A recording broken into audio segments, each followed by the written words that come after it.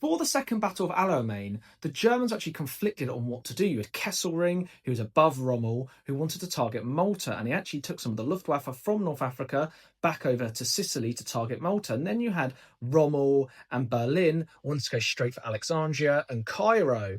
However, this was a big issue because they didn't have the supplies, and they wanted to sort of pincer movement the Allied cause, because at the same time they had Case Blue on the Eastern Front, and this was a German offensive against the Soviet Union to go into the oil fields in the Caucasus and then go into the Middle East by that way as well. And the Allies were worried about this, but in hindsight, it's a bit of ironic, really, because the Allies end up pincer moving the Germans because obviously of the Second Battle of Alamein, and then you have Operation Torch, where this was Allied landings in North Africa, and you get a lot of American help in Operation Torch, and even in the Second Battle of Alamein as well. A big issue the Axis powers had in North Africa was their supply lines were too stretched, and they never had enough oil, planes, tanks, and even once these got to the front, especially with oil, most of it was used just transporting all the supplies. They actually didn't have much left.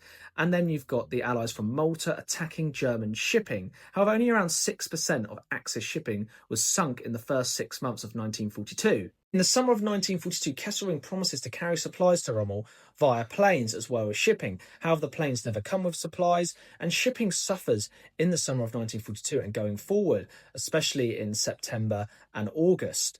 And in August and September, basically 20 ships of supplies are sent to Rommel. However, only 7 make it, and around 16 of these 20 ships are actually tankers carrying oil. On the eve of the Second Battle of Alamein, Rommel actually leaves and goes to Germany, and he meets Mustoschmann, and Mustoschmann basically promises more tanks, more planes, more oil, more everything. Obviously, none of this materializes as usual.